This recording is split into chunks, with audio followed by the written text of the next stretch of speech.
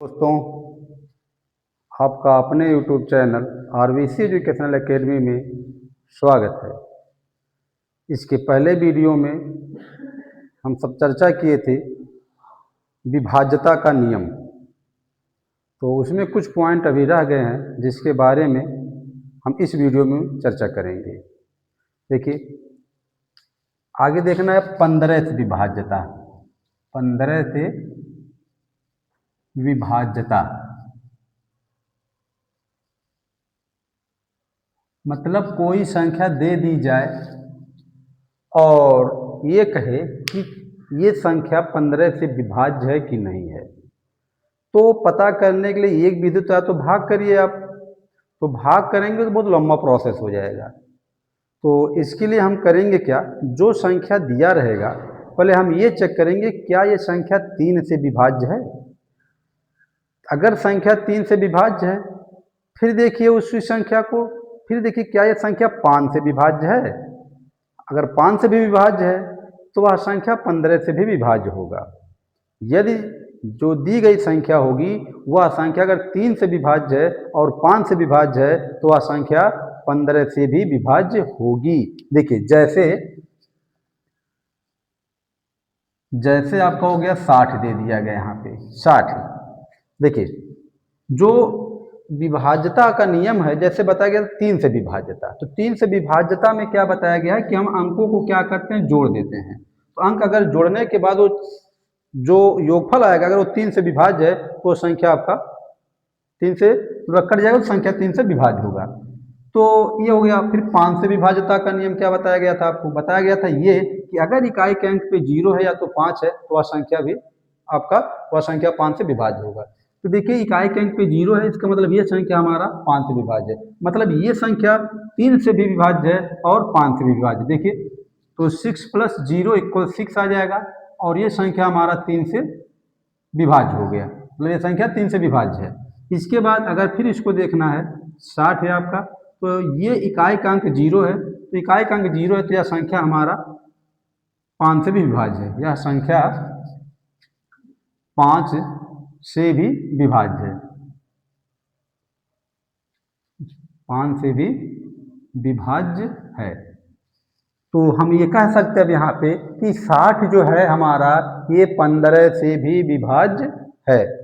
इसी तरह से आपका जो है दे दिया गया 11,760, 11,760 दिया गया। अब इसको चेक करिए क्या ये संख्या 15 से विभाज्य है। तो पहले हम पता करेंगे 3 से विभाज्य है कि नहीं। देखते हैं, 1 + 1 + 7 + 6। देखिए, 1 2 7 9 6 15, ये 15 जो हमारा है ये 3 से विभाज्य है। ठीक, और ये देखना है क्या ये 5 से विभाज्य है। तो देखिए, इकाई का अंक 0 है, इसका मतलब ये संख्या हमारा 5 से भी विभाज्य है। अतः हम कह सकते हैं कि 11,760 जो है यह संख्या 15 से विभाज्य है। तो ये था 15 से विभाज्यता का नियम। ठीक है, आपको करना क्या है, जो संख्या दिया रहेगा अगर वह संख्या 3 से और 5 से विभाज्य है तो वह संख्या 15 से भी विभाज्य होगा। फिर अब अगला हम देखते हैं 17 से विभाज्यता। 17 से विभाज्यता, अब देखिए इसका क्या रूल है। अब इसमें कोई संख्या दे दिया गया और कहा रहा है क्या ये संख्या 17 से विभाज्य है, तो फिर भाग करेंगे, लॉन्ग प्रोसेस हो जाएगा। तो अब इसके लिए देखिए नियम क्या है इसका। तो इसका जो नियम होता है, जो अंतिम अंक होता है, अंतिम अंक, उस अंतिम अंक में आप 5 का गुणा कर दीजिए। अंतिम अंक में 5 का गुणा करके और बाकी जो संख्या बचा है उसी में से उसको घटा देना है। मतलब यहाँ पे हो जाएगा अंतिम अंक गुणे 5, ठीक, और बाकी शेष संख्या जो बचेगा उसी में से इसको क्या करना है, माइनस कर देना है। अंतिम अंक गुणे 5 बाकी शेष संख्या से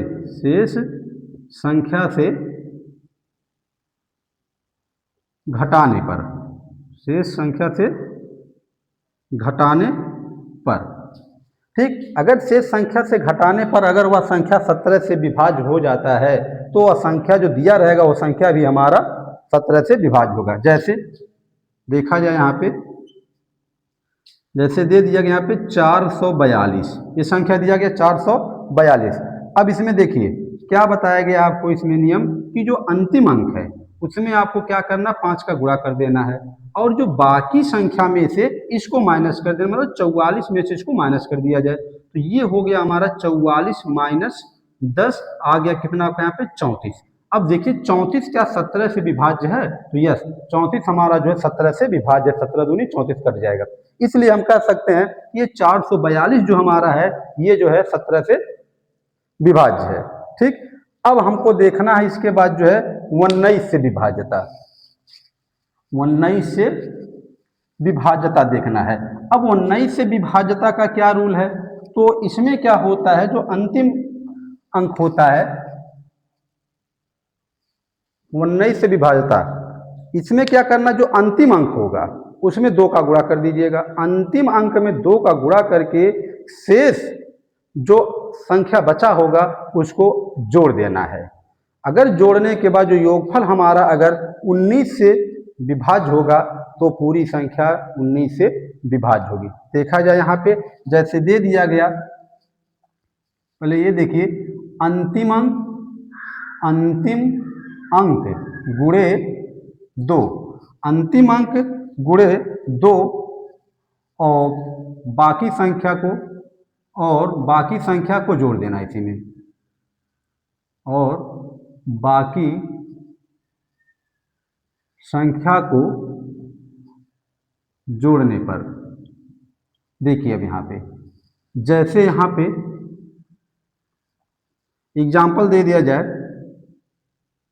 703 लिख दिया गया, 703। अब देखिए यहाँ पे क्या बताया गया, यहाँ पे कि जो अंतिम अंक है इसमें 2 का गुणा करके और शेष जो अंक है उसको आपको क्या करना है, ऐड कर देना है। तो अब यहाँ से हमारा हो गया 70 और 3 दूना 6, 76 हो गया, मतलब ये 76। अब ये देखिए 76 क्या 19 से विभाज्य है? यस, तो आपका 76 19 से विभाज्य है। इसलिए हम कह सकते हैं कि जो 703 है वह संख्या हमारा जो है 19 से विभाज्य है।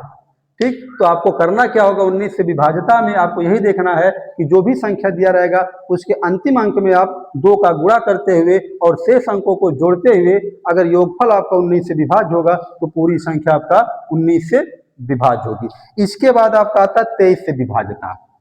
19 के बाद आप देखेंगे 23 से विभाज्यता, इसका क्या रूल है, अब इसके बारे में चर्चा करते हैं। 23 से विभाज्यता देखिए इसमें क्या होता है, जो अंतिम अंक होगा, मतलब यहाँ पे अंतिम अंक में आपको यहाँ पे 7 का गुणा कर देना है और बाकी संख्या को क्या करना है, और बाकी संख्या को जोड़ देना है। बाकी संख्या को जोड़ने पर, तो बाकी संख्या को अगर जोड़ते हैं, जोड़ने के बाद जो योगफल हमारा अगर जो है 23 से विभाज्य हो जाता है तो हम कह सकते हैं यह संख्या जो हमारा जो है 23 से विभाज्य है। जैसे दे दिया गया यहाँ पे एग्जाम्पल के तौर पे, जैसे दे दिया गया आपका 414, यही लिखा गया है। अब देखिए 414 है, अब इसमें हमको चेक करना है कि यह 23 से विभाज्य है, तो इसके लिए क्या बताया गया, जो अंतिम अंक मतलब इकाई का अंक, इसमें करना है कि आपको 7 का गुणा कर देना है। 7 से गुणा कर दिया गया और जो बाकी संख्या बच रहा हमारा 41, इसको आपको जोड़ देना है। ठीक, अब जब इसको जोड़ दिया जा रहा है, अब देखिए पूरा इसको ऐड सॉल्व करिए तो ये हो जाएगा 41 प्लस 7 चौक 28, आ गया यहाँ से हमारा 8 1 9 और 4 2 6, कितना आ गया 69 आ गया। अब देखिए क्या ये 69 जो आपका है 23 से विभाज्य है? हाँ, ये आपका जो है 23 से विभाज्य, 23 या 69, ये कट गया। तो इस तरह से हम कह सकते हैं कि 414 जो हमारा है 23 से विभाज्य है। तो ये है 23 से विभाज्यता का नियम, मतलब इसमें यही करना, जो भी संख्या दिया जाएगा उसमें हम क्या करेंगे, जो अंतिम अंक होगा उसमें 7 का गुणा कर देंगे और बाकी संख्या को जोड़ देंगे, और जोड़ने के बाद जो योगफल आएगा अगर वह योगफल हमारा 23 से विभाज्य है तो पूरी संख्या 23 से विभाज्य होगी।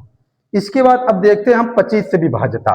25 से विभाज्यता, अब इसका क्या रूल है, यहाँ पे इसके बारे में चर्चा करेंगे। तो 25 से जो विभाज्यता है, इसमें जैसे कोई संख्या दे दिया जाए और पूछ लिया जाए क्या यह संख्या 25 से विभाज्य है, तो देखिए इसके लिए क्या करना है, जो भी संख्या दिया जाएगा उसके अंतिम दो अंक, मतलब इकाई और दहाई के अंकों से जो संख्या बना है, अगर वो संख्या 25 से विभाज्य है तो पूरी संख्या 25 से विभाज्य होगी।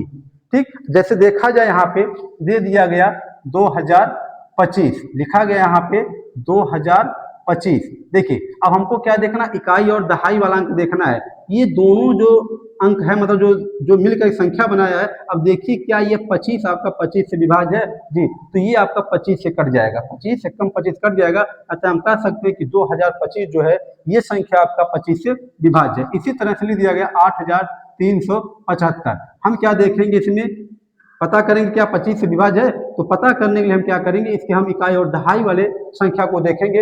अगर ये संख्या हमारा 25 से विभाज्य है तो पूरी संख्या हमारी 25 से विभाज्य होगी। तो 75, देखिए 25 से 75 कट जाएगा, 25 या 75 कट जाएगा। अच्छा हम कह सकते हैं 8375 जो है ये 25 से विभाज्य है। तो ये था 25 से विभाज्यता का नियम था।